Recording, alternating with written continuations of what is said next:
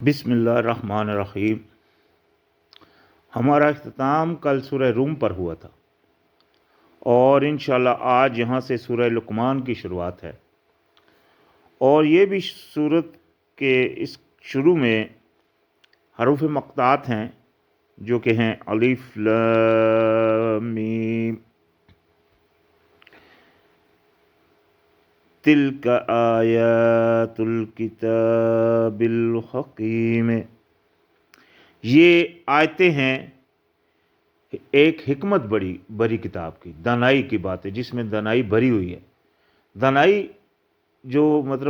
اللہ پاک نے فرمایا کسی دوسری جگہ کہ جس نے اللہ پاک کو دانائی دی اس نے اللہ پاک کو اس کو اللہ پاک نے بہت بڑی نعمت دی۔ تو دانائی سب سے بڑی نعمت ہے، اور اس میں چونکہ سورہ لقمان ہے، اس میں وہ چند دانائی کی باتیں ہیں جو کہ حضرت لقمان علیہ السلام نے اپنے بیٹے کو نصیحت فرمائی، تو وہ بڑی حکمت کی باتیں ہیں چونکہ تو وہ اس قرآن میں درج ہیں، کیونکہ قرآن آلریڈی حکمت کی چیز ہے، حکمت سے بھرا ہوا ہے۔ تو فرمایا ہدی و رحمۃ للمحسنین، یعنی کہ یہ کتاب جو ہے وہ ہدایت بھی ہے اور رحمت ہے احسان کرنے والوں کے لیے۔ دیکھا میں نے اس دن بھی کہا تھا کہ سب سے بڑا احسان کا درجہ یہ ہے کہ انسان سب سے پہلے خود پہ احسان کرے، کیونکہ اللہ پاک نے اس کو دنیا میں بھیجا، اس میں دو چیزیں ہیں، نفس امارہ بھی ہے، نفس لوامہ بھی ہے۔ نفس امارہ جو اس کو برائی کے اوپر آمادہ کرتا ہے، نفس لوامہ جو اس کو برائی سے روکتا ہے۔ تو اگر تو انسان اس نفس کی سن لے جو برائی سے روکتا ہے اور برائی سے رکا رہے تو اس نے اپنے اوپر احسان کیا، لیکن اگر وہ برائی کی طرف جا رہا ہے اور اس نفس کی سن رہا ہے جو اس کے اندر ہے، جو اس کو برائی کی طرف آمادہ کرتا ہے، جس کو شیطان بھی اکساتا ہے اس کے اوپر، تو وہ اگر اس کی مان لیتا ہے تو بس اس نے اپنے اوپر احسان نہ کیا بلکہ ظلم کر دیا۔ تو چونکہ اسی آیت میں آئے گا کہ جو شرک ہے، جو اس نے شریک بنا لیا کہ اللہ کی نہیں مانی کسی اور کی مان لی، تو یہ شرک ہو گیا، ظلم ہو گیا اپنے اوپر جو اس نے کیا۔ تو اسی صورت میں آتا ہے کہ شرک جو ہے سب سے بڑا ظلم ہے۔ تو فرمایا الذین یقیمون الصلاۃ ویؤتون الزکاۃ وہم بالآخرۃ ہم یوقنون، یہ بھی ان کی یعنی کہ جو احسان کرنے والے ہیں انہی کی صفات وہی ہیں جو کہ سورہ بقرہ میں کے شروع میں ہم نے پڑھی اور سورہ مومنون میں بھی ہم نے پڑھ کر آئے ہیں۔ تو وہ جو قائم کرتے ہیں نماز اور آتے ہیں پاکیزگی سے، اور وہ جو بالآخرت کے اوپر پورا یقین رکھتے ہیں۔ آخرت کے اوپر یقین یہ چیز ہے جو گناہ سے بچاتی ہے۔ اولئک یہ ہیں علی ھدی من ربہم، اوپر ہدایت کے اپنے رب کی طرف سے۔ یہ کیٹیگری جو پیچھے آئی ہے، یعنی کہ یہ چیز بندے کے اندر یہ چیزیں ہیں، سب سے بڑا احسان کا درجہ ہے اور اللہ کی بات ماننے کے اوپر ہے۔ تو وہ کون ہیں؟ وہ ہیں جو ہدایت پر ہیں اپنے رب کی طرف سے۔ وَأُولَٰئِکَ هُمُ الْمُفْلِحُونَ،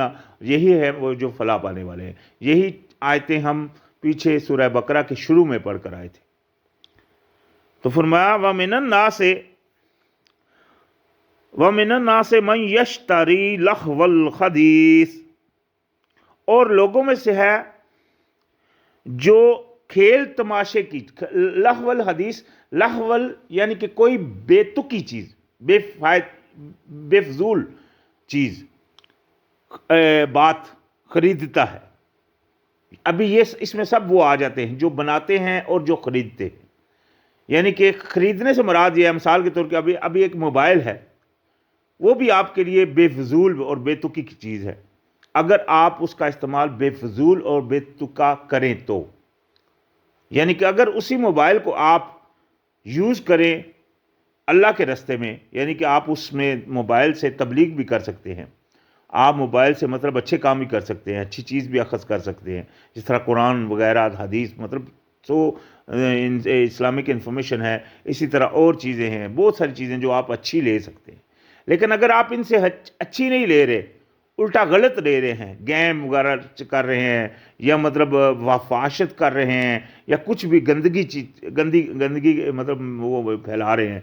خود اپنے لیے بھی دوسروں کے لیے بھی، اسی طرح ٹی وی ہو جاتا ہے، اس میں بھی یہی حساب ہے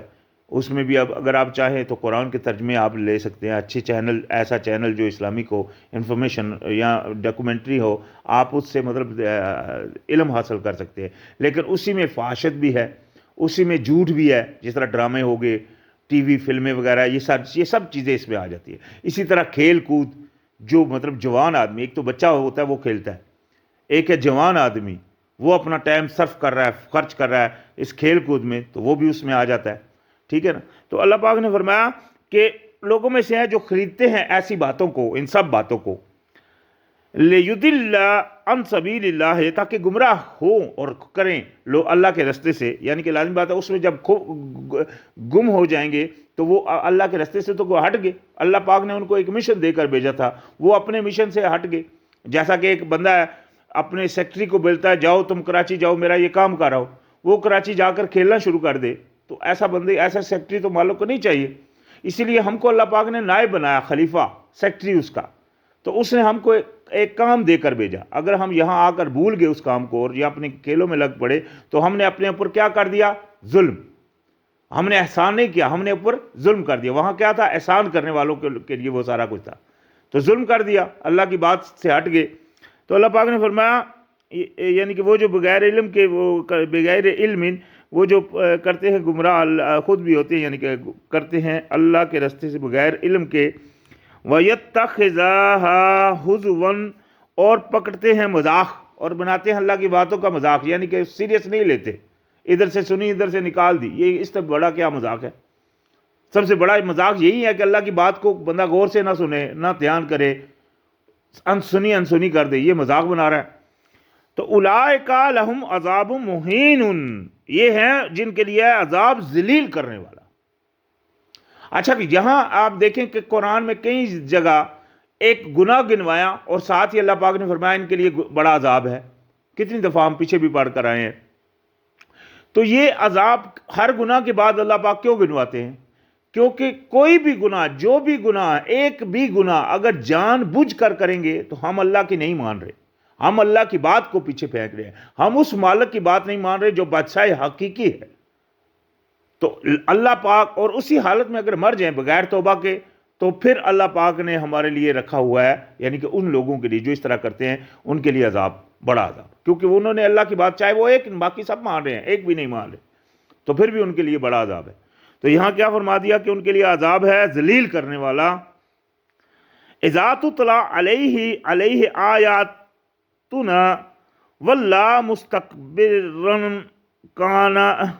کأن لم يسمعها کأن فی اذنیہ وقرا فبشرہ بعذاب علیم۔ ابھی یہاں اللہ پاک نے ایسے لوگوں کی کیٹیگری، ایک اور کیٹیگری بیان فرمائی، فرمایا کہ جب پڑھی جاتی ہیں اس کے اوپر میری آیتیں تو وہ منہ پھیر لیتا ہے اور تکبر کرتا ہے، یعنی کہ منہ پھیر لیتا ہے، دھیان نہیں دیتا، تکبر کرتا ہے، جیسا کہ اس نے سنا ہی نہیں۔ اس طرح ہوتا ہے جیسا کہ اس نے سنا ہی نہیں۔ دیکھیں اللہ کی بات، اللہ پاک نے فرمایا وَتَمَّتْ كَلِمَاتُ رَبِّكَ صِدْقًا وَعَدْلًا، اللہ کی باتیں پوری ہیں انصاف میں اور دانائی میں، یعنی کہ اللہ کی بات میں کوئی حکمت میں پوری ہے وہ اللہ کی باتیں۔ تو یعنی کہ اللہ پاک نے کوئی تفسیر اس کی کرنے کی ضرورت نہیں، اللہ پاک نے خود ہی بیان فرما دیا۔ ان لوگوں کی کیٹیگری یہ ہے کہ یہ اللہ کی بات جب ان کے سامنے پڑھی جاتی ہے تو کیا کرتے ہیں؟ منہ پھیر لیتے ہیں، تکبر کرتے ہیں، اور کیا کرتے ہیں کہ جس طرح انہوں نے سنا ہی نہیں، جس طرح کہ ان کے کانوں میں کوئی بوجھ سا ہے، یعنی کہ ان کے دماغ میں پڑ ہی نہیں رہی وہ بات، بوجھ سا ہے۔ یہ ان لوگوں کی اللہ پاک نے صفت بتائی۔ تو لہذا کیا فرمایا؟ تو خوشخبری دے دو، اللہ پاک نے فرمایا تو خوشخبری دے دو اس کو عذاب دردناک کی۔ یہ ہے اس کے لیے خوشخبری کہ فکر مت کر، بیٹھا رہے، صبر کر، انتظار کرو، آپ بھی، ہم بھی انتظار کرتے ہیں، تم بھی انتظار کرو، میں بھی تمہارے ساتھ انتظار کرتا ہوں، تم کو پتہ چلے گا۔ اس میں یہ سارا معاملہ اللہ کا ہے۔ آج کتنی دنیا مطلب گمراہ ہوئی ہے، تو اس کے اوپر بندے کو، جو با ایمان بندہ ہے وہ دکھی تو ہوتا ہے، لیکن اندر سے وہ مطلب جب دیکھتا ہے کہ یہ بندے تو جائیں گے ہی عذاب میں، تو وہ اس کے لیے وہ تسلی بخش بھی ہوتی ہے چیز۔ اسی لیے اللہ پاک نے یہاں فرما دیا۔ تو فرمایا ان الذین آمنوا وَعَمِلُوا الصَّالِحَاتِ لَهُمْ جَنَّاتُ النَّعِيمِ، بے شک وہ جنہوں نے جو ایمان لائے اور جنہوں نے عمل کیا صالح نیک، ان کے لیے ہے نعمت کے باغ، خالدین فیہا وعد اللہ حقا وہو العزیز الحکیم، اس میں داخل ہوں گے ہمیشہ کے لیے، یہ وعدہ ہے اللہ کا، اللہ سے بڑھ کر وعدے کا کون سچا ہے،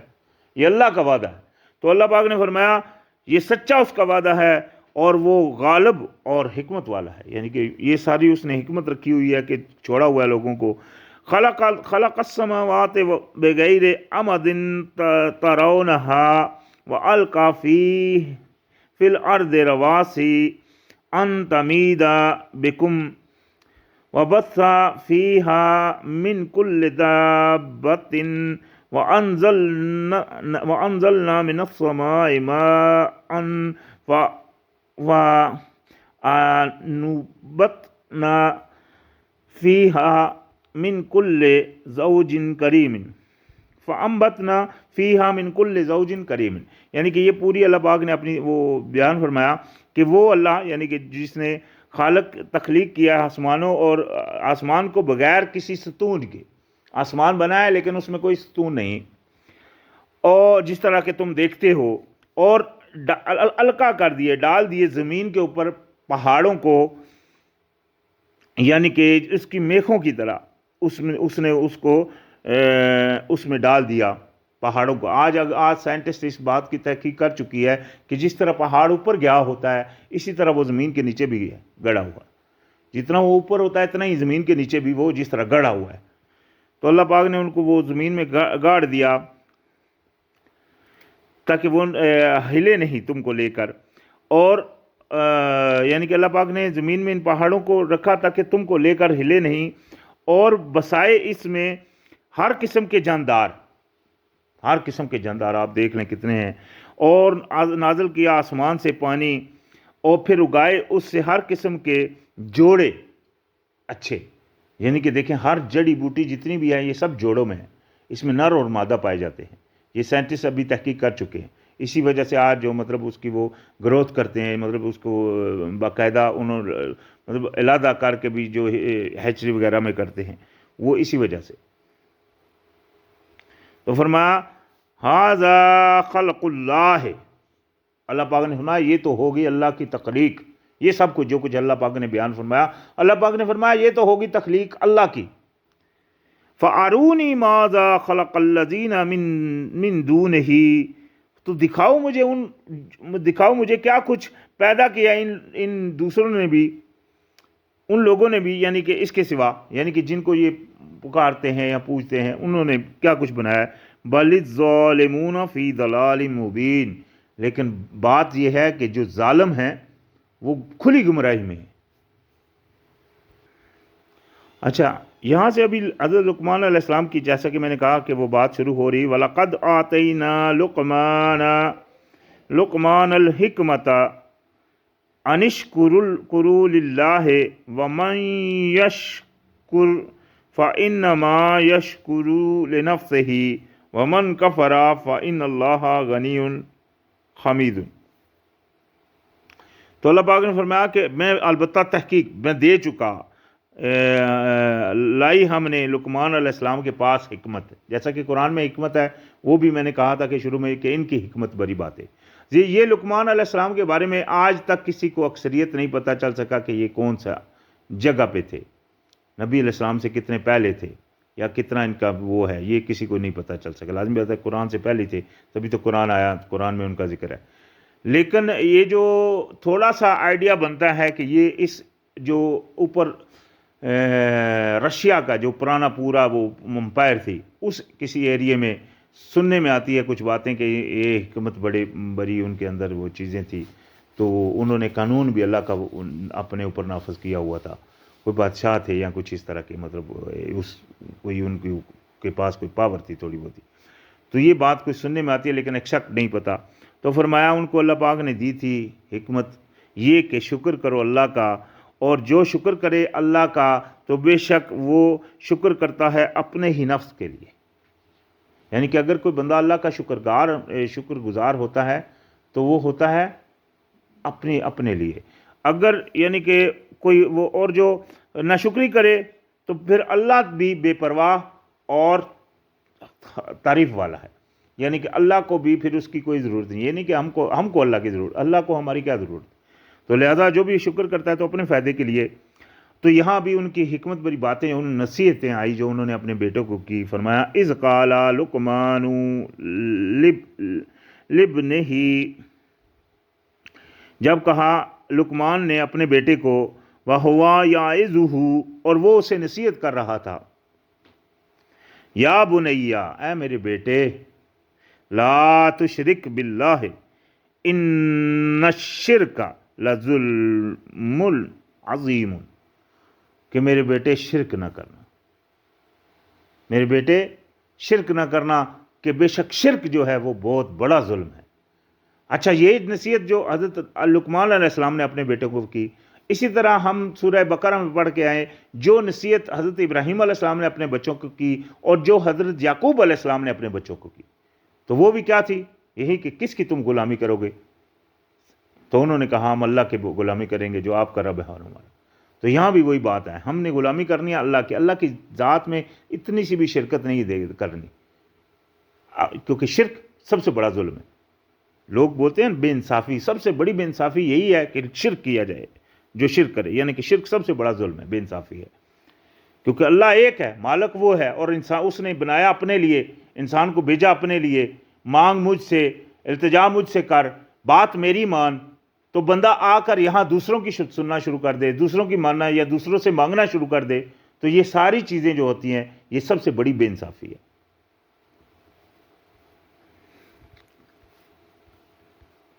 اور ساتھ ہی فرمایا وَوَصَّيْنَا الْإِنسَانَ بِوَالِدَيْهِ، کہ اور میں نے تاکید کی انسان کو کہ اپنے والدین کے ساتھ، یعنی کہ اپنے والدین کے ساتھ احسان کی. یہ بھی اللہ پاک نے تاکید فرمائی انسان کو. حملت امہ وہنن علی وہن وفصالہ فی عامین ان اشکروا لی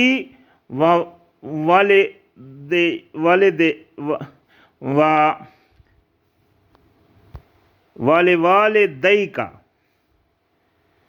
اللہ پاک نے فرمایا اور میں نے وصیت کی انسان کو کہ اپنے والدین کے ساتھ یعنی کہ احسان کرنے کی. وہ اٹھائی رکھتی ہے اس کی ماں اس کا بوجھ کمزوری پر کمزوری کے ساتھ، یعنی کہ ماں کے پیٹ میں وہ بچہ رہتا ہے تو وہ ماں اس کا بوجھ اٹھائے رکھتی ہے، کمزوری بھی اس کے ہوتی ہے، کتنا بھی ہوتا ہے لیکن اس کے باوجود بھی وہ اس کو اٹھائے رکھتی ہے.